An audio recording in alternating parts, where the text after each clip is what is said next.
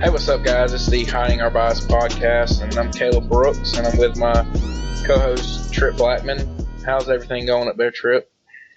Everything's going good. How about you? You had a birthday yesterday. How was it? Yeah, I did. It was good. It was a good day.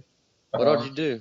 You do anything exciting for your Nah, I didn't really 21st? do. Nah, I didn't do anything really exciting. I had a test today that I had to study for, and had class all day yesterday. So wasn't much really to do, but What about this it was fun. weekend? It was a good day. You got any plans this weekend? No, not really. I don't know what I'm doing. Are you gonna go home? Or are you gonna Yeah, I'm stay in probably gonna Florida? go home, see my family and stuff. I I hadn't got you. seen them in a while, so I'll probably go home and hang out with them. But Dude, it's um, it's crazy. It literally felt like everyone I knew had a birthday yesterday. yeah, there was a lot more people that had birthdays than I knew about. Like, I Yeah. just saw a bunch of different like posts and stuff, and I'm like, I didn't know you had a birthday on Valentine's Day. I didn't know you had a birthday on Valentine's Day. But Yeah, it was like my entire Instagram feed was just, Valentine's Day post, birthday, Valentine's birthday, birthday. And I really did not know that many people were born on Valentine's Day. I don't know, it was just really odd to me. no, I was kind of surprised by it when I saw it. I don't remember last year that there being that much, but um, I was surprised. It did seem like there was a lot of people that had birthdays yesterday that I knew. Yeah. So. But Um, guys, we don't really have a whole lot going on this week in the world of sports. However, this past weekend was there was a little bit of action, I guess you could say, in the UFC world, and I did not watch it. But Brooks, why don't you tell us about how what you thought about the card? uh, it was the worst UFC card that I've watched probably in my time of watching UFC. It was pretty bad. There was one finish the whole entire night. It was a first round submission by Jacare Souza, who was probably coming close to getting in line for the 185-pound title. Anderson Silva made his return and got a win, his first win since 2012, officially, because he did beat Nick Diaz when he came back from that broken leg injury, but it had been turned into a no contest because he ended up failing a drug test because he took a sex performance pill from a gas station that had an illegal thing in it that is illegal by the USADA people that test them for steroids and stuff. And so it got turned into a no contest. So it was his first win in 2012. It was good to see him get on the win column. And then the main event did have had some fireworks in it, but they happened after the bell. And there's a lot of controversy there. Holly Holm is now appealing her loss to What the happened? well, Jermaine Durandame, her opponent, twice, 2 rounds in a row, punched her after the bell, and they were probably the two most impactful punches that she landed in the whole entire fight, and they were a good second or two after the bell. I'm not going to call them cheap shots. I don't know if she did them on purpose. Holly Holmes thinks that she did, but they were after the bell, well after the bell, and they probably made the most impact. And one after the second round kind of rocked Holly a little bit. I mean, you could see her knees buckle and everything, and it made a difference in the fight. And so she's now appealing that. So hold up. So it was two separate rounds this Yeah, there's happened. two separate rounds that it had happened after the second and after the third. See, that sounds like a cheap shot to me. Yeah, and another thing is this was only their second event in New York, and they didn't have any of the referees that have been doing it for a while. So, like, no John McCarthy, no Herb Dean, no Dan Murgliata, none of those guys that have been doing it for a long time. They had some new guys who haven't been doing MMA much, and after the first time, Jermaine Durandame should have been warned, and the second time she should have had a point deducted for that round. And had she, the fight would have ended up in a tie.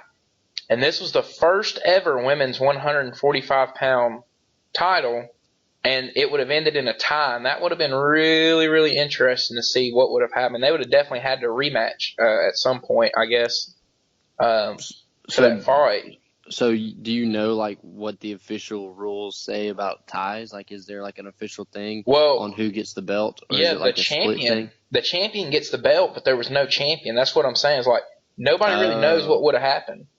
They've never oh, had that happen, and that'd it be and, and really it should weird. have happened. It should have been a tie. Wow. So it would have been really interesting. But Holly Holm's now appealing, and I don't really know how that's going to go. But if they end up ruling that maybe she should have had a point taken away, they could rule it a tie, and then all of a sudden you've got some controversy going on. So Yeah. uh, overall, the event itself was very uneventful. There wasn't much action. There wasn't any knockouts. It wasn't, just wasn't fun to watch. And the main event went all 5 rounds, and the best action happened after the bell. So, it was probably the worst UFC card that I've watched since I started watching UFC as a whole. But the next one coming up on March 4th will be a lot better. And That's going to be 209. yeah, that'll be 209. And where's that? That's in Nevada, in Las Vegas, at the T-Mobile Arena. And And you got the who's rematch headlining that? the rematch of Stephen Thompson versus Tyron Woodley will be the main event. And that one they actually did tie at UFC 205, which was the first event in New York when Conor McGregor fought Eddie Alvarez. They were the co-main event, and they actually did tie that night. Woodley was the champ, so he got to keep the belt, but he didn't win. He didn't defend the belt, and so now they're going to rematch as the main event for 209. So that'll be interesting. The co-main event that night will be Khabib Nurmagomedov versus Tony Ferguson, and they're fighting for the interim 155-pound champ. So the winner of that fight will fight Conor McGregor later on this year. Depending on how him and Floyd goes. Have you been seeing all the stuff going on with Conor and Floyd? Yeah, I saw that. I saw some. It seems like it's been kind of getting a lot more publicity here within the past week. I saw where McGregor said something that I saw some. He said he was going to break the rules or something.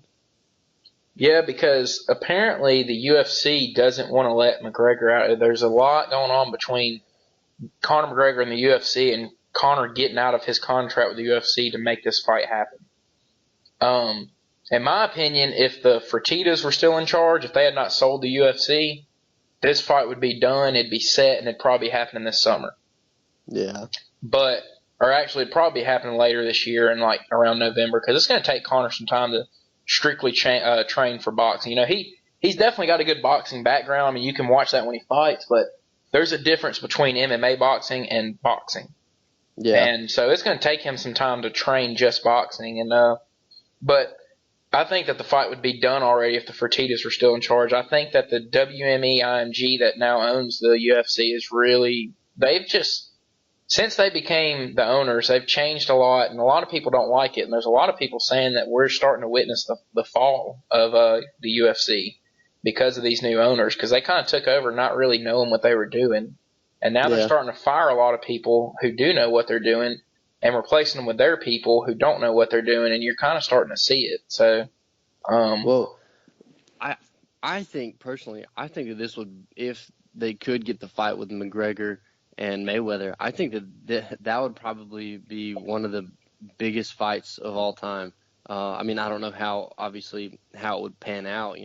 Like we thought Mayweather Pacquiao was going to be a great fight, and I mean, in a sense, I guess it was a good fight, but it wasn't what everyone was expecting. People were wanting to see people get knocked out, and that's just not what happened. That's well, just not how either of those guys fight. yeah. But I kind of feel like if McGregor and Mayweather fought, I feel like McGregor would be going for the knockout, and Mayweather would be kind of dancing around trying to dodge him, maybe getting some licks in. But I think it would still be good. I think a lot of people would pay to watch it. So I don't know why they're so hesitant about making this happen. It would be the biggest fight ever if you go by pay-per-view numbers and money, how much they would make off of it. It would be Yeah. the biggest fight ever. I Because mean, you're combining, what you got to think about is you're combining two different worlds. right. I mean, you're combining the MMA world and the boxing world. So you're going to get the MMA viewers that pay to watch Conor McGregor every time he fights, which, I mean, he sells, I think his last pay-per-view was over 2 million pay-per-view buys. And then you got Floyd, and when him and Pacquiao fought, that was 4.5 million. You know that those 4.5 million people are going to watch. So I think you're looking at over 6 million pay-per-view buys. Yeah, If and these two fight, which would be the most ever. I feel like that's a conservative number because, I mean, if this fight actually happened, there would be so much hype surrounding this fight, and especially since these two already got beef, kind of like with the Mayweather-Pacquiao fight. There wasn't, Pacquiao, he's pretty humble, so he wasn't really talking any trash or anything, but I know that McGregor and Mayweather would both be talking trash the entire time, hyping this thing up. This thing would be hyped up so much. I just don't know how you could say no to a fight like this. I think it's going to happen. Me personally, I think it's going to happen. I think they're close. I think what happened was, I don't think Floyd wanted Stephen A. Smith to come out yesterday and pretty much announced to everybody that they're close to getting it done, because he did, and it blew up all over social media. Yeah. Because when you do that, negotiations start to become a little hard. They want everything to just go on behind the scenes. They don't want a bunch of people to know about it. Right. And so I think Floyd has come out and made these statements just so everybody kind of starts to shut up about it a little bit. But I think it's going to happen. Yeah. McGregor's in Vegas for a reason. He's trying to take care of all that stuff that happened from him and Diaz throwing the bottles at each other. Mm-hmm. And he's trying to get that taken care of. And when he does, he'll be able to get What people don't realize is McGregor still didn't have his boxing license in Nevada. He only has it in California. So they want this fight. They want the fight to happen at T-Mobile Arena in Nevada. That's where they want the fight. And right now McGregor couldn't because he hadn't taken care of all his stuff with the Nevada State Athletic Commission, from throwing the water bottles. He has community service hours. He has to pay a fine. And he hadn't done all that yet. And he's still getting that appealed right now. They're kind of looking at how, like, what they gave him for the suspension, because they gave him a pretty harsh punishment for it. And so they're kind of looking at that again. But once he gets that taken care of, he has to get his boxing license, and then once he does, then they can get a contract and sign it. And so until all that happens, I mean, they can't do anything anyways, unless they want to go fight in California, because that's the only other place that McGregor can box at is in California. Yeah. So what all does it take to get a boxing license? Is that like they have to watch pay you some box. money and get a license, or? Well, they come and watch you box, like spar, and basically look at you and see if they think you're good enough to be a professional boxer. Oh, so that's it. I mean, that's pretty much it. Yeah. Nate Diaz is also applying for his boxing, or maybe he has his boxing license now. He said he wants to be a boxer. So it's gonna be interesting. You got Diaz is trying to just follow. He wants to fight McGregor again, which you can't blame him because they're 1-1, and Diaz could easily be 2-0.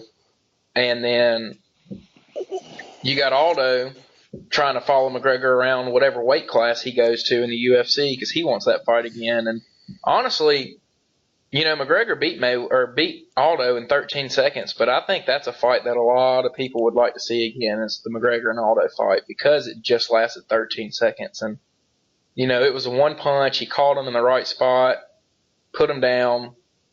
People forget Aldo's a really good fighter, and he's only lost one fight since 2005, and it was that fight to Conor McGregor. So it's going to be interesting. Everybody wants to see Conor and Floyd fight, and then after that done, everybody wants to see either Conor and Aldo or Conor and Nate Diaz. And one of those two is going to have to happen. So Conor McGregor's next two fights are going to be the two biggest fights of his career, without a doubt.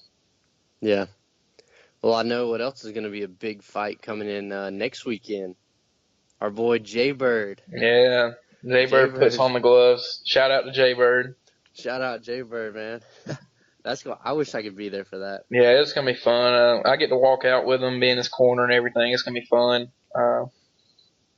It's going to be a good night. I'm looking forward to that. It's going to be it's fun. For y'all that don't know, we have one of the fraternities here at Troy puts on a fight night, and it's part of their philanthropy of getting money and giving it to a charity. And so they're having a fight night, and people are paying to get in and stuff. And our buddy Jay Bird, who's been on the show before, will be fighting in it. And he's been training and getting ready for it. So I'm looking forward to it.